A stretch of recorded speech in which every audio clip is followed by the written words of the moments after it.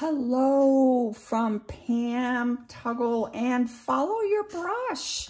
Thank you for tuning in and watching me. And for those of you that like and subscribe, thank you so much. I am a watercolorist on a journey, learning as I go and sharing what I learn with you. And I hope it's helpful. Today, I wanted to talk about and show you the actual differences between working with a dry palette or pan paints, as it were. Now, these I have refilled at one time with fresh paint from the tube, but a lot of times you buy your paint already in a pan and it is dry. These are all dry. I haven't wet them to wake them up or anything like that. But I want to show you a couple different colors and the differences between working with actual pan paint and paint out of the tube. So I'm going to put some fresh green gold down here in my little bowl, my mixing bowl. These are just those little soap bowls that you buy, those little ceramic bowls that you can buy by your sink. Let's try another one that I love, and that's quinacridone rose. Both of these I have in here. Here's quin rose, here's my green gold. Get it open here. And put that one over here in this corner. Whew, that's a lot. But there is actually a difference. And there's a difference also in when you look at the colors in the pan or even from the tube and when you get it on the paper. So I wanted to show you that too. I'm always, like I say, I'm an explorer. I like to see what things do, how they respond. And it's not just enough for somebody to tell me what things do. I want to know why. Why did it do that? So we're going to talk about that just a little bit. There are differences in why they look different straight from the pan or from the tube, and why they look different on a dry piece of paper or a wet piece of paper. So, are you ready? Let's go. I'm going to add a blue to this. This is cerulean blue. Actually, that one hasn't been working too well for me lately. Let me choose another blue. That's not my favorite blue. Let me find a favorite blue. Probably the one that got phthalo blue. I love phthalo blue, actually. So, basically, the red, well, that's Rose of Ultramarine, to be closer to the actual color wheel and primary colors. I'm going to put in some Quin Magenta because, you know, in your printers, the magenta is the closer color for your printers. And not only that, Quin Magenta is the color, fashion color chosen for the year 2023. And I think they have great taste because I love Quin Magenta. I'm not going to put a piece of tape down here today. I'm just going to give you some examples. I've got my bucket full of water over here. You can see that? Bucket full of water. My telephone, if anybody calls, I doubt it. But I'm going to use my big Levinson brush. This is from Tracy Levinson. And I will put his link, hashtag his website. I love his brushes. This is a goat hair plus synthetic. Beautiful point, as you can see. So we're going to demonstrate on this side how the dry paint goes on from the pan on dry paper. So let's use the same colors. This is a Hanson yellow medium, I believe I put in there. This is from the pan, just wet with my brush. Now let's go to my tube paint. See how that differs. Much brighter. Actually, I might have put a different color. No, I think it's the same color. So you see the tube paint is much more vibrant. If I were to try to get that vibrancy with the other one, I would have to really get some more water in this and we'll wake it up. Wake it up. Let's try my Quin Magenta that I just put in here. And trying to find where I put it in this pan. Oh, well, that's real helpful because now I'm not sure. I think it might be this. I don't know. That's a purpley. I didn't label this correctly, I don't think. Sorry about that. Here's my Quin Magenta. Oh, well, it might be. Straight from the tube. Look how gorgeous that is. No, that's a different color than from my pan set. What a gorgeous color. I love Quin Magenta. Now, you'll notice both of these, fresh from the tube, I have too much water on my brush. Otherwise, this wouldn't be puddling down here. I can lift it up to try to bring it back up a little bit and give me a better wash of color. What I should have done ideally though is dampen, I would say dampen, but blot my brush a little bit before I put it on there. Let's try some green gold. This is from the pan. Here's my green gold with just a wet brush on dry paper. Clean my brush. This time I'm getting some of this wetness off of there. But let's go into the green gold straight from the tube. I took off too much. And look at the difference. So your tube paints, in my opinion, are fresher, more alive. Of course I work with my pans. I do all the time. Let me put this flat, that might do better. But I just think that the difference between the pan paints and the tube paints is just remarkable. I didn't try my blue, so let's go into the blue. I'm going to dampen. This is the fresh tube paint, one of my favorite colors, and that is the phthalo blue. And here it is with just wet from my pan.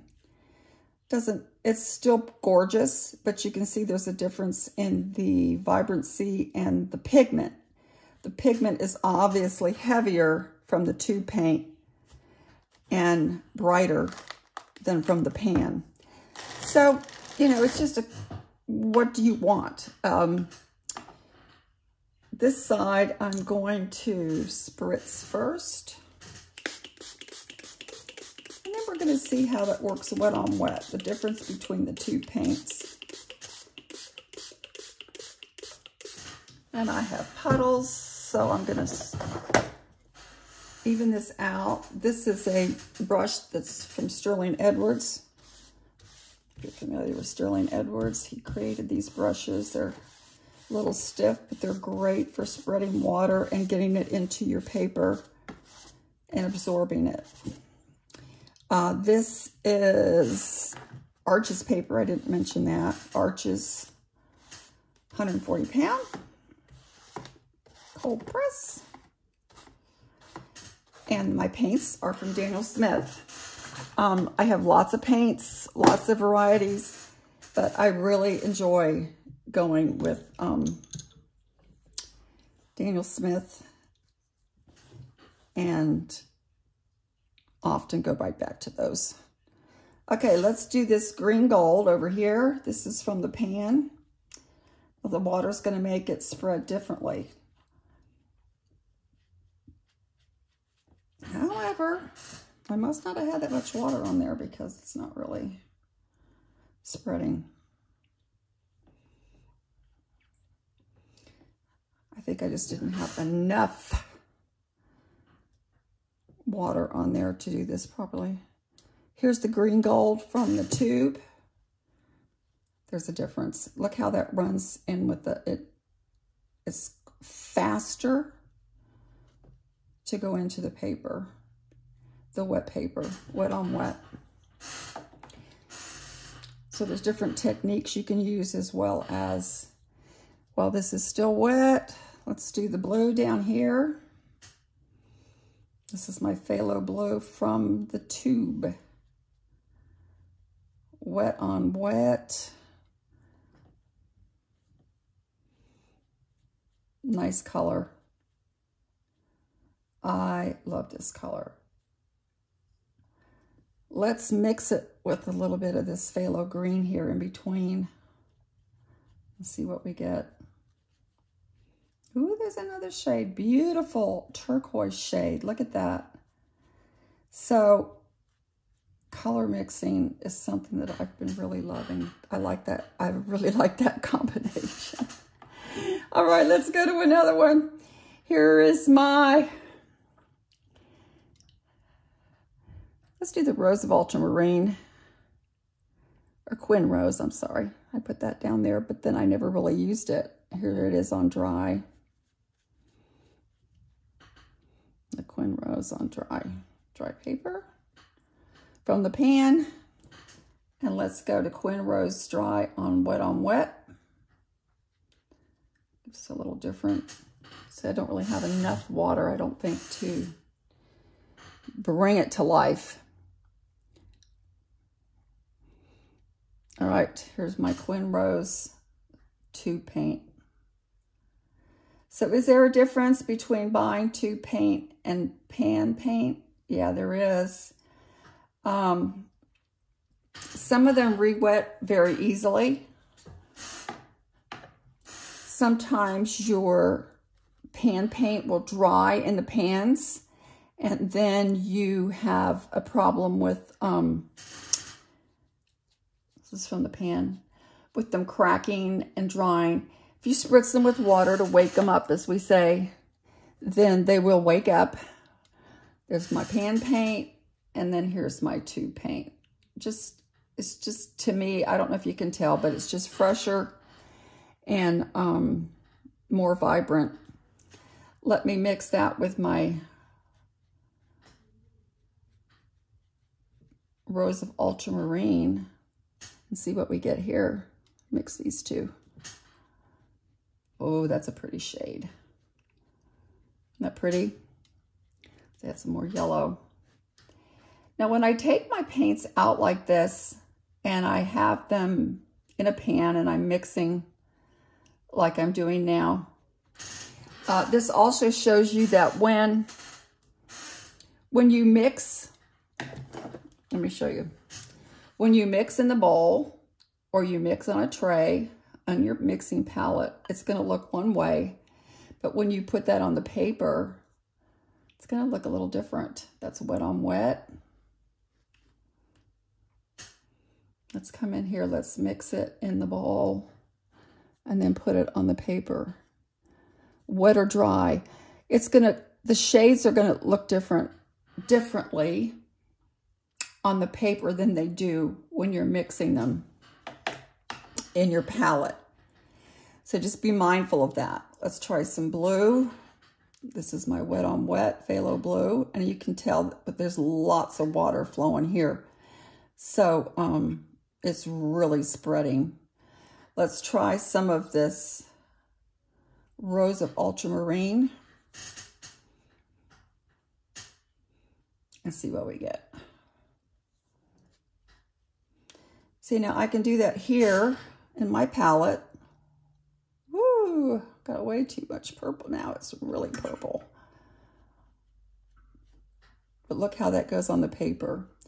So it's always a good idea, in my opinion, to not only go by your colors, what they look like in the pan, or what they look like wet, but go ahead and try them out.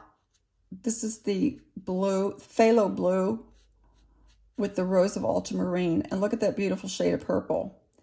There are so many possibilities that I overlook because I don't take the time to mix and see how they're going to be different.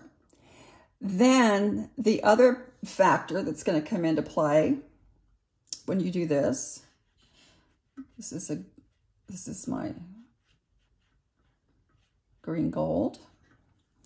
The other factor that's going to come into play is that when they dry, as you can see here already, they're going to dry lighter. And color mixing and color playing and seeing the differences between your two paints and your pan paints is good, because if you want to estimate what your results are going to look like, this will really help you to see what you're going to get. Okay, let's look at this. This is the yellow, and then I added my phthalo blue. So this is a great color mixing challenge. You obviously can see the different colors that you're going to get as you mix. Nice green color. And I don't have green anywhere in those two paints, but by mixing them together, we get some beautiful shades. So I'm really enjoying practicing my color mixing. I hope you'll give it a try. And then, as you can see, I just end up making a big mess. But I like doing this. I like seeing what's going to happen on my page. And then sometimes when it dries, I'm like, oh, that's really pretty. But I had the thought the other day that if I did not take time to play with my colors and see what they're going to do with one another or by themselves, I wouldn't know what I'm going to do when I get to my painting. And there are so many different things that you can try. See how this is running? Isn't that pretty?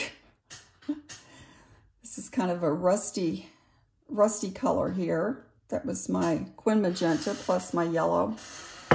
So the possibilities are just endless. And I hope you'll take time to do your own experiments and play, because in doing so, that's what I find what I like. Then I can even come in here if it's still damp and add some salt and see what salt's going to do.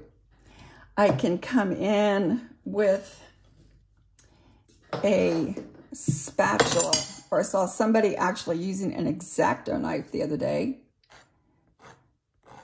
making marks in their paint as it's drying. That's another thing you can do. You can swish that up just to see what is it going to do when you play with it. This is still my palette knife. What are you going to get? It's like, what's going to happen now? Kind of scares me when I saw them doing that knife on the paper. But look how that's pretty. It's running together. I love when they come down like this and make the textures. I'm going to actually tilt it and let it do so. So I hope you'll take time to play, and that this isn't just a video of, I don't know, I hope it's helpful. That's what I'm trying to say. You can even swish over the whole thing if you want to do some abstracts. Get some abstract marks. That's fun too. If you want to learn some great abstract techniques, Sterling Edwards, I was using his brush earlier. He has some great courses on abstract painting, abstract art. I'll see this dry side is already dried. It's a little bit damp, so I can bring some of this down here if I wish. Just get different effects, different textures, and have fun and follow your brush. This is Pam from Follow Your Brush. Thanks for liking and subscribing. I hope this little playtime is helpful for you to realize that there are so many things you can do, and you can make a lot of colors with just a few. So play, play, play. It'll help you know what to do when you go to get to your painting. Bye.